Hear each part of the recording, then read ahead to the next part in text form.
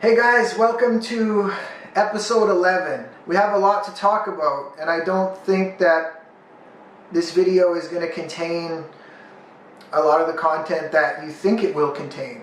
Obviously, I've generated quite a buzz lately. Most of it's been bad, to be honest with you. And I just want people to know that I never intended for that. There's a lot of things I want to discuss in this, and the first thing I want to start this video off with, believe it or not, is an apology to Anthony Fantano. Okay? Anthony is a music reviewer and he's doing his thing, and that's fine. And you know, I don't think that Anthony knew what was happening. I don't think that he knew that people were threatening me and prank calling me and all kinds of stuff like that after his review of Original. I don't think he knew that. And please understand, in the last video I called him a name, but please understand that that was after 13 months of frustration, of people trying to get at me in any way possible, and my family members, and the harassment was kind of unreal, you know. But that's not Anthony's fault. And I was out of line by saying that. Some people are saying I'm a hypocrite because, you know, I have a song called I Am Stronger, which is an anti-bullying song, and then in one of my videos I'm calling someone names. One thing I'll say to that is, bullying is repeated cruel behavior towards somebody. Over and over, playing games with them mentally, trying to make them feel small about themselves. Calling someone a name once technically isn't bullying, okay? But it still isn't right. But I was frustrated and I didn't know what to do anymore, because just ignoring the problem didn't do anything. And I feel like people that watch this series are like, oh, you know, Uncle Adams, you just can't take it. He's such a baby, da-da-da-da-da. But they don't understand that there's been 13 months of harassment from anonymous accounts. You know, you can't hide, I'm going to get you, and all kinds of crazy things like that. You know, it was way beyond just some bad comments and bad reviews and maybe some funny memes. Like, that's one thing. But I think that there was a small group of people that was taking it way too far. And I assumed that everybody was taking it way too far, when a lot of people that are in that original posting group are probably just, they're not sinister, they're just kind of joking around, having some fun with it. And I honestly believe that most of those people don't wish harm on me, you know. So it's been a slippery slope, and it's been a difficult year. It really has. I reached out to Anthony personally, and I want to talk to him on the phone. So I just want to clear the air with him and apologize to him and say, hey man, like, I honestly think it was a misunderstanding. I wish him well. He's obviously doing really well. I mean, he's dominating YouTube, 1.3 million subscribers, good for him. I just honestly think that I wasn't big enough career-wise to receive a bad review from a channel that big. And the repercussions were just kind of crazy, you know. Yes, I'm an anti-bullying advocate, and yes, I honestly do wish the best for people, and I don't like any negative stuff, and, you know, it boiled over. It spilled over. I said that in the video, but Anthony, if you're watching this, man, I don't hate you at all. And I wish you the best with your reviews and stuff. Just know that I don't hate you, and I would rather have a friend than an enemy any day. And that goes for all of you that are out there. Maybe watching this, you're starting to realize that, like, I'm not just an idiot that danced around with a top hat on. That was one song and one video that I did, and it rubbed a lot of people the wrong way. I honestly never thought it would be like that. I still think that song is fun and catchy. You can't please people, is what I'm getting at. Like, when I was doing the anti-bullying thing and all that, people saying, oh, you're too soft, oh, this isn't hip-hop, oh, but then you say something, well, that's too hardcore, that's too rank, you know, it's too this, it's too that. But I'm not going to apologize for Original. I still think it's a fun, catchy, kind of goofy song. But just please understand that that's one song out of 45 songs that I have. I got sort of more underground ones, more serious ones that are kind of fun, ones that are kind of goofy. Like, you try different things in life, right? A lot of people like that song and listen to it on Spotify. I mean, it has over 500,000 streams on there.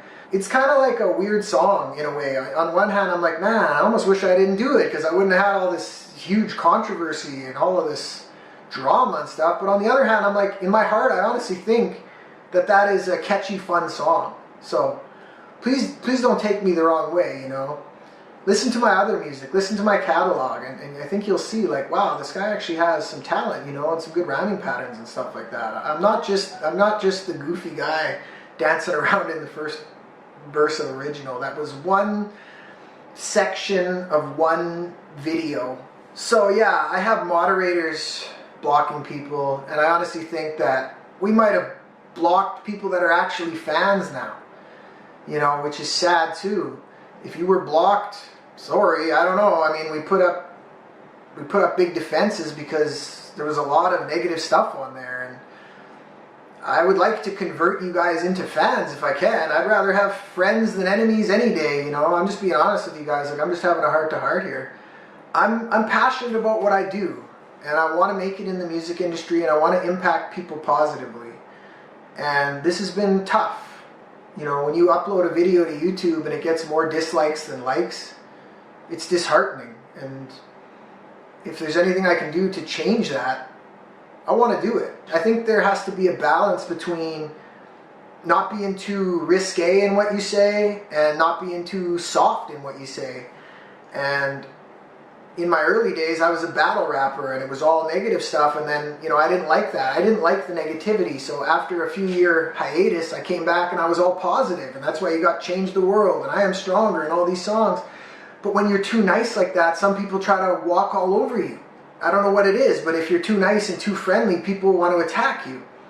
So then, every now and then, I sort of said a little risque line back in one of my songs, and then that creates, you know, a lot of negative stuff too. So it's like, you can't win if you're positive all the time. You can't win if you say a few things back from time to time. Another thing I want to address is my financial situation.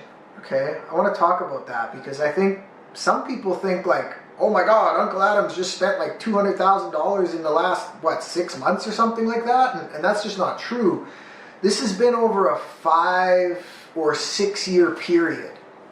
Okay.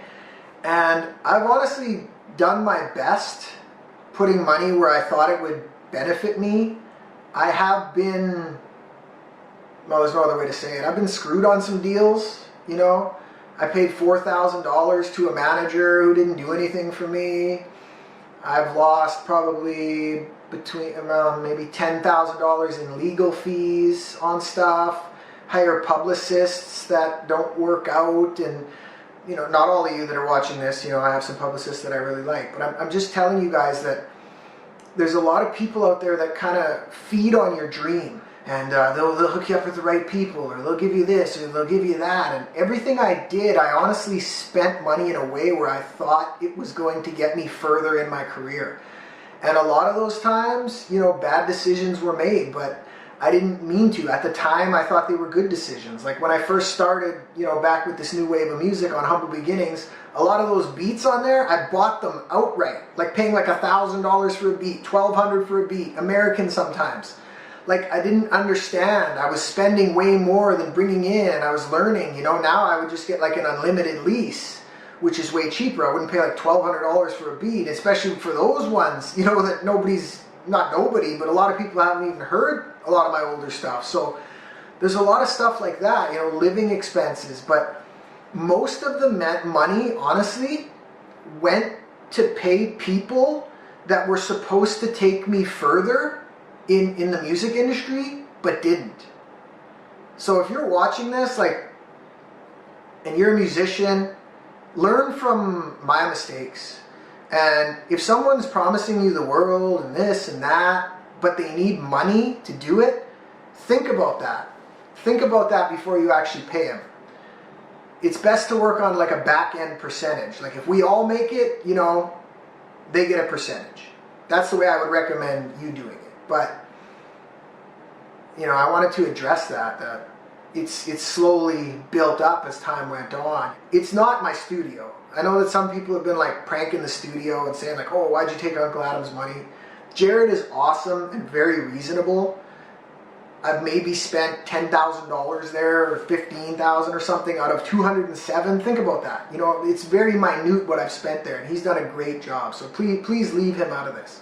But there's other people that I've paid to do things for me, and they don't deliver on what it was supposed to be. You know, they promise you the world, and every time it's just another heartbreak and a setback, and further in debt.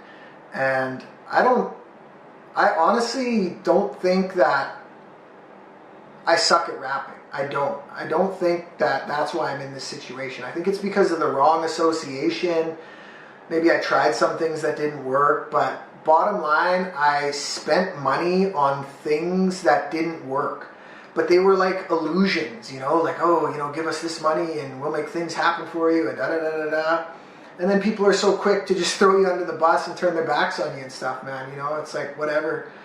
But just know that, like, honestly, I have a good heart. I'm trying to follow my dream. I'm trying to do this music thing. And it's a tough road. And I can see why there aren't that many people on the bus anymore. You know, that's a metaphor. Like, when I first started rapping, the bus was full of people, so to speak, right? We're all rappers. We're all going to make it. And now I can maybe think of like one or two people that are still in the bus that are doing their thing. Most people quit and turn around because it's too hard. There's too much controversy. There's too much, you know, backlash. You have to spend too much money. It's not realistic and all of that. And, you know, I haven't turned around, and I hope that grants me some respect from people. If you can say nothing good about me, at least you can say, you know, that I'm persistent and that I don't give up and I want to see things through. You know, I've always been like that in my life. Like if I set out to do something, I really set out to do it. I'm not just going to turn around. And believe me, there's been hundreds of times where I could have turned around. This video is already going to be long enough by the time I edit it. I'm still going to keep going and doing my thing, you know, and for those of you that support me, I really appreciate it. Okay guys, well I think that's about it for episode 11. Thank you very much for watching. Please hit the subscribe button. I always forget to tell people to subscribe to my channel. Until the next one, guys. See you in the next episode.